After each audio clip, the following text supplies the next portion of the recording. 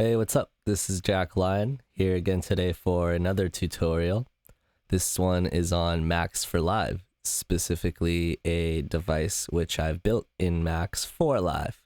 This one is a tuned delay, meaning what it does is it takes an input as either a MIDI note or a frequency parameter by a knob, and it takes any one of those and converts that pitch or that frequency into a millisecond value, which correlates with that. And the math behind that's pretty simple. Basically, 1 hertz is 1 cycle per second. There's 1,000 milliseconds in a second. So do a little bit of math, and you basically got yourself a tuned delay. Now, first thing right off the bat, you're gonna need to apply this. This is the send device. This sends MIDI from a MIDI chain. Now, if you're just going to use the frequency mode or the note mode, then you don't really have to worry about this, but it's very powerful to be able to use incoming MIDI. And what's even nicer is that I can drag and drop this onto any channel. As long as it's a MIDI channel, then I can apply it to there and send MIDI out of it. Now, moving on. The way we link these two is with these ports. Okay, so now what I'm going to do is just play a note. So if I turn this off and on, you'll notice there's an interesting quality to it that's very subtle. Now I'm going to turn up the feedback and see what that sounds like. We have a short delay. Now what happens if I play an octave lower and lower? Our impulses now have these tails. So what I'm going to do now is turn this Midi Transpose Up. And what this does is it takes the incoming MIDI and transposes that. So we'll still be playing the same note, but it's going to interpret that as a higher value. So 36. And so this is why I wanted to make this video, because it's very cool how you can use this. You can go between these sort of like long tail style delays. In fact, let me turn this up. And these sort of tonal sounds, which you can explore. So obviously we're on a very simple patch. This is just a sine wave. Maybe I'll add some harmonics and see what happens. Yeah, almost sounds like a physical modeling kind of thing, but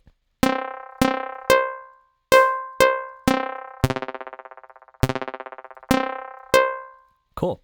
So now the next thing that we can do with this is play with the glide parameter. Now, if the glide is turned up, it's going to take however much time specified here in milliseconds to glide between two values of pitch and time. So let me show you what I mean. I'll have no glide on the operator, so you'll just be hearing me go from a low C to a higher C. Actually, let me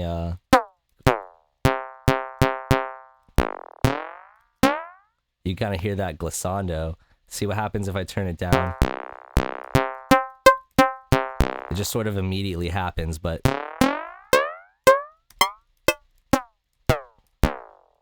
yeah, that's pretty nice. So the way you do that is whenever you change, whenever you have glide on, whenever you change incoming MIDI notes, it's going to interpolate between those two values in time. So it's going to take however long you specify here to get between those millisecond values. So that only works. Actually, I think it works on fade mode too.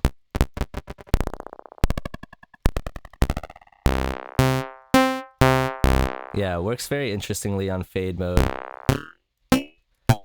Because the way fade mode works over here is it by definition will you can go between millisecond values without transposing. So basically, let's say I turn glide down. There's no repitching, but if I turn repitch on,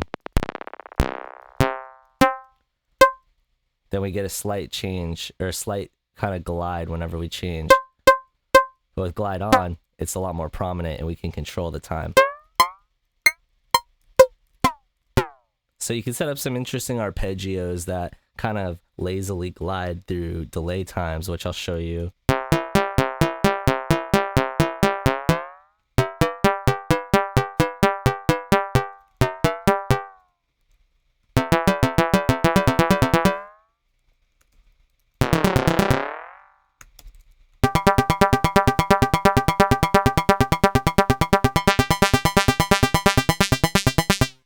as well, we also have a low pass and a high pass filter, which is only affecting the feedback loop. So what this is going to do is simply filter out the highs and lows.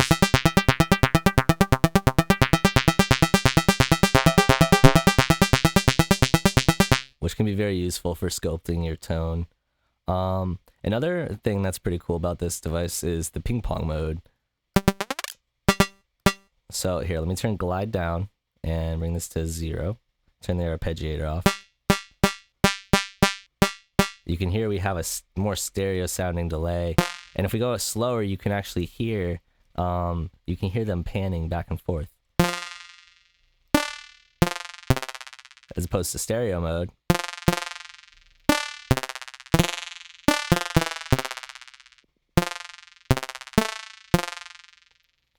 Pretty cool. Of course, we have a dry-wet parameter, which simply interpolates between dry and wet. Okay. Another feature you might have noticed is this little section here. Now, what this is the tuning system that you wish to use. And if we choose 432, for example, I know a lot of people are tuning to a 432 these days. I'm impartial to whatever you choose. I include this for those reasons. If you choose to use alternate tuning systems, it's actually a pretty easy thing to edit in this device. So if you're interested in having me incorporate other tuning systems as well, please message me if you're not sure how to do that. But I also included it because it's almost like a detune parameter, like a fine tune. So if I'm playing something more tonal, it's a lot more noticeable.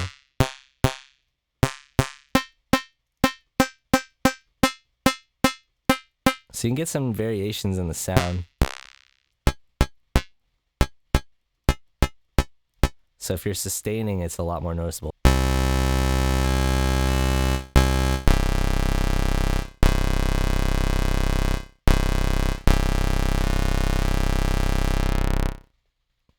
Pretty cool.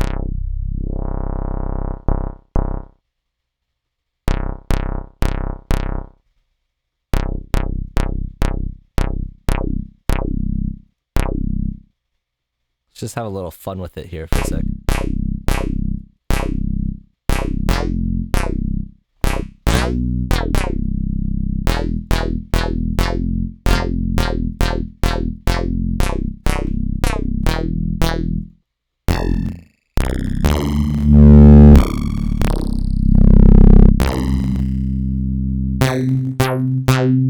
Very cool, very cool.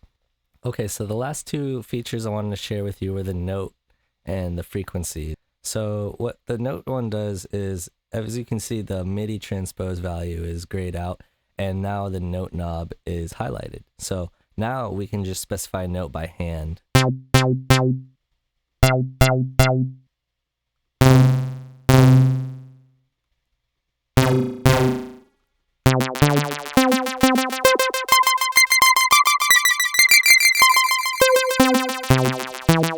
Which is pretty nice, I guess, if you don't want the note to change, but you still want to specify tuning, or maybe if you just want to automate it. This gives you freehand control over it.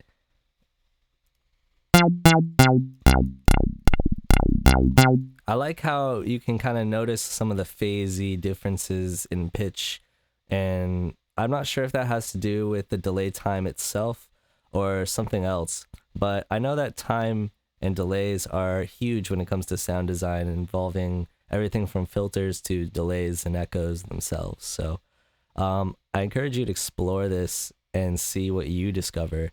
Another cool thing that I think I've noticed from using this is this frequency one kind of just tends to sound like a flanger to me. So let me sustain.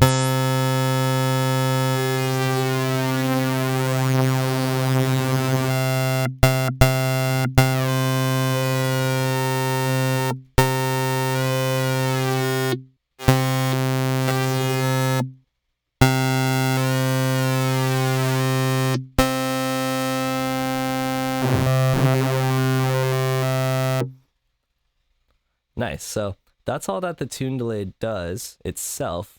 Now let's take a look at how we can use it in live. So there's two ways we could use it, two or three ways. So of course, I've already mentioned that you don't necessarily need this as long as you're only planning on using the note or frequency mode. However, some of you may choose to use this on audio tracks, in which case you can still send MIDI to it from a different MIDI channel. So that's what I've set up here. Oh, all the way over here. Yeah, right here. So on this channel, I have,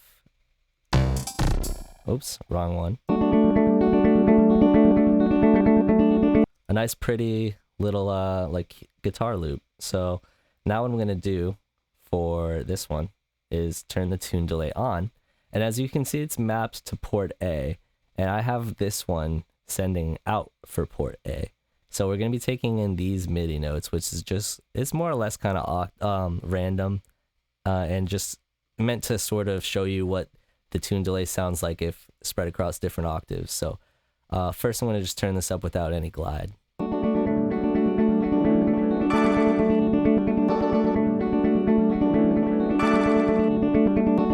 So this is all dry.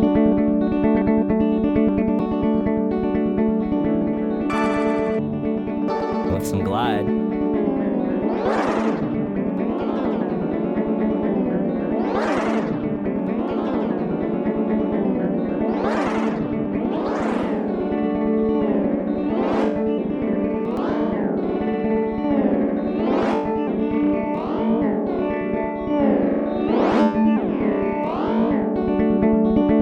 So another cool little audio bit I like to do this on is drums. This is what it sounds like on the drum kit.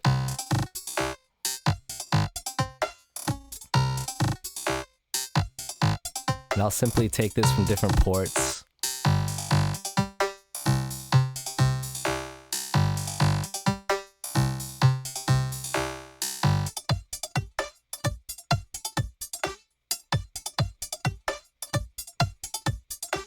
That's pretty cool. I can kind of hear it following the melody from port C.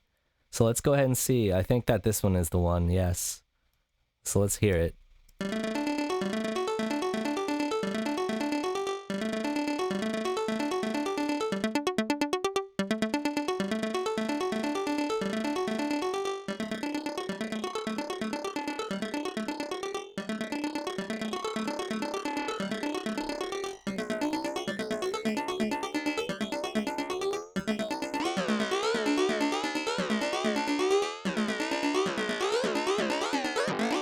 So it's worth playing around with a bit and just exploring, because although I'm very proud of this device, there's still a lot about it that is sort of, you know, like this is just a work in progress like anything else. I plan on updating it with optimizations and stuff as needed. And if you guys have any feedback for me, please feel free to reach out to me either via Discord, Facebook, Instagram. I'm on just about everything. So go ahead, give me a shout, or just look for me, say what's up, write to me. In the meantime, I hope you guys enjoyed this video, and I hope that somebody finds good use from this. Thank you. First, I want to just say a huge shout out to Groov Mekanik. He's an awesome patcher, and he gave me a lot of feedback along the way that made a huge difference in my progress and the result. So big ups to him, shout out. And as a matter of fact, I'll link his stuff because he makes some awesome devices and you should definitely know about him. Other than that, special thanks to Jim Kimchi, also known as Tordendu in the Discord. He motivated me to motivated me to finish it because he started making his own. Also, he helped me with the MIDI porting, so huge shout out to him. He makes some awesome music and is well on his way to making some awesome devices as well.